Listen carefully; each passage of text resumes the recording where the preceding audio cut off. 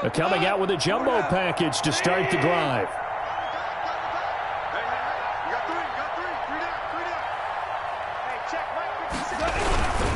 Now the handoff comes to Gordon. In on the stop, it's Tahir Whitehead.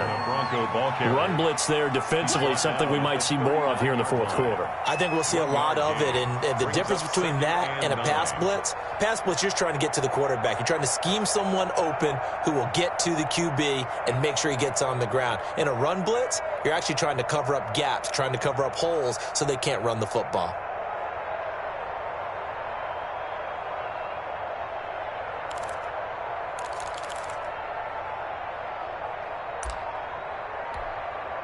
Here's 2nd and 9, just a yard on that last run.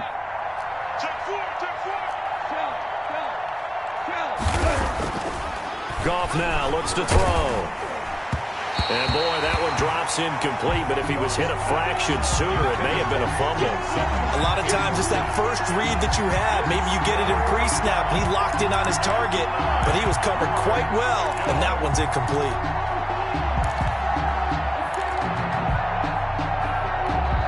The Broncos on 3rd down. They've converted just 2 for 6 thus far. This is 3rd and 9. Back to throw. Goff.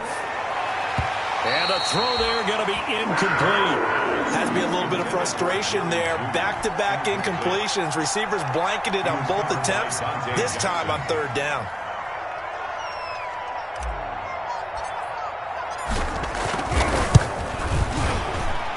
And his kick is good. He got every bit of that one as it's good from 56 yards out. So it's 3 more points, and that widens this thing out even further here in the 4th. And you know in this league, you can never have enough points, but this widens it out, as you said, and now it's all about ball control, isn't it? And they will not get a chance to return this one as it's through the end zone for a touchback. The Panthers out there and ready to begin their next drive. They were coming off the extra week of rest, but this team started sluggish, and it really didn't get any better from there, and trailing big here in this 4th quarter. This will be stopped about 2 yards shy of the marker. 8-yard gain, 2nd and 2. Christian McCaffrey. Here's a 2nd and 2 now from the 33. Brings up 2nd and 2 at the 33. Here's Greer. Oh, a scrap for the football, and he's going to come down with it. And he takes this one down almost all the way to the 30. 36 yards on the play. So the big play changes the complexion of things. Here's 1st and 10 just outside the 30. And he'll get about 3 as he's brought down to the 28. Christian McCaffrey, the ball carrier. He was taken down by Mark Barron. On 2nd and 7, Greer. And that is incomplete. A lot of force bearing down on him there. He could not hang on. It's 3rd down. Brings up 3rd down. Normally being a big-bodied receiver plays to their advantage downfield. Go up and make the catch, take the hit, and pick up yardage. But in this case, the hit was timed really well and popped it free from his grasp. And he took the contact as he was throwing it, and the ball drops incomplete. They really had a good drive going there, but a nice recovery by the defense these past few downs, able to knock that one away on 3rd down and bring up what I think for the offense, an unexpected 4th down here. All right, they're going to try and keep hope alive here on 4th down. They're going for it. 42 is the mic. Let's go, Heavy. Let's go, Heavy. Let me know what you got. They snap it to Greer. And it is incomplete. And the Panthers turned away on 4th down. And the Broncos will take over on downs. Turnover. So they've gone for it twice now on 4th down in this game, and both times unsuccessful. I wish we could hear the headsets now between the head coach and the offensive coordinator. Now that they're 0 for 2, if they get into a 3rd situation, head coach might say, hey, you got anything for this one? Might get radio silence back. No gain. Officially nothing on that last run. They'll try again, 2nd and 10. They keep it on the ground. Again, Gordon. Not much room here as he only gets it to about the 30. The 2nd down play, not much better than the first. Just a gain of 1 there. Brandon, I've got to think this offensive line has got some smiles on its faces. And I know it sounds crazy, but they practiced for this back in training camp. They knew they'd be in situations There'd be extra defenders in the box coming after them, trying to keep them from locking down a game. Right now, they want to show the world they're up to the challenge. Escaping the pressure right. And incomplete. He had nowhere to throw, so he just tossed it away. But that brings up fourth. From the snap, he certainly looked like he knew where he wanted to go with the ball, but surprise, that guy was covered. That took his attention elsewhere to no avail. Fielded at the 20. Yeah, that's a 48-yard punt with a coverage holding him to 3 on the return.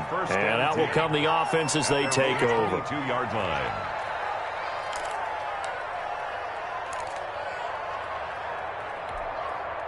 This Carolina offense at the line, ready to go. And that 5-game win streak is ticking away here in the fourth quarter.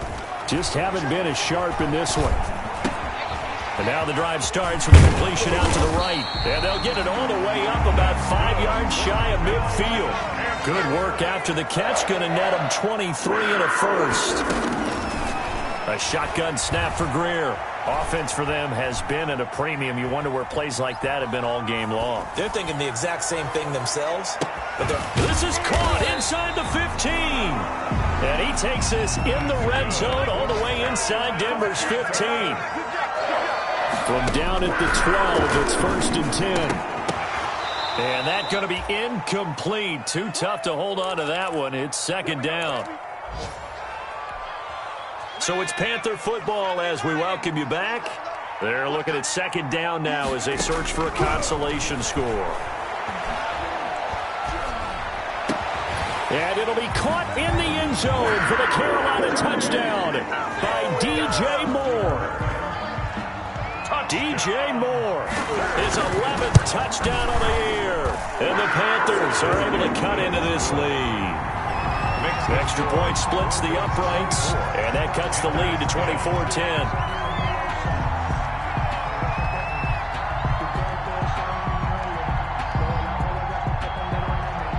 The kickoff team on the field now as they will send this one away. Now this will make it into the end zone. And this will not be returned. It'll come out to the 25. At their own 25-yard line.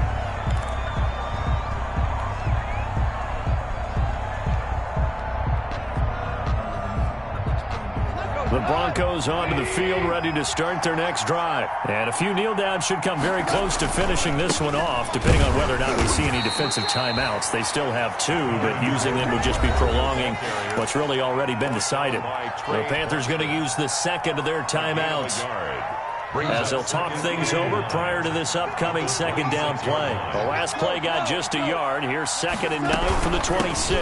They'll keep it on the ground. It's Gordon, and he's taken down but able to slip across the 35. Now the Panthers going to signal for their 3rd and final timeout. And they'll be disappointed to have to burn one there after giving up the 1st down. They'll try and grind some clock with Gordon.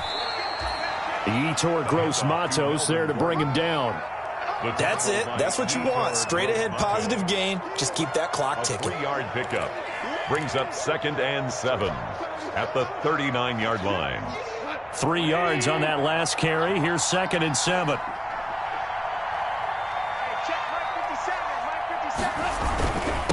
Another tote for Gordon. He's been busy this afternoon. And they bring him to the ground just shy of midfield.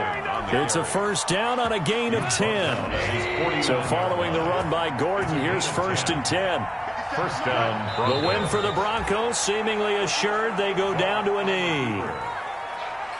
It's a loss of a yard. Brings up 2nd and 11 at the 47-yard line.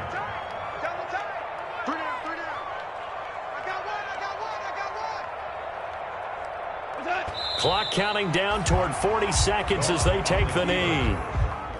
Yeah, it's fun to kneel down in front of your home crowd, but when you go on the road, that band of brothers attitude, right? Just us against the world and get it done. How happy are they? I remember a coach at a previous stop telling me, you get a win on the road, doesn't matter the opponent, get out of there like you stole something. And they did in this one.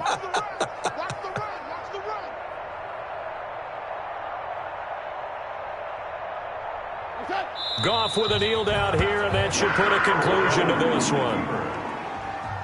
A loss of a yard. Brings up 4th down.